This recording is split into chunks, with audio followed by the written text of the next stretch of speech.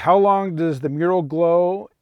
And does the kit include the Milky Way and other constellations? All right. The deal is the mural will glow for hours. It just depends on how long you remain in the dark with your eyes adapted to the dark. So I would say the mural glows for 5 or 6 hours when it still is nice, looks like a mural. After that, too many of the stars, the smaller stars, will disappear.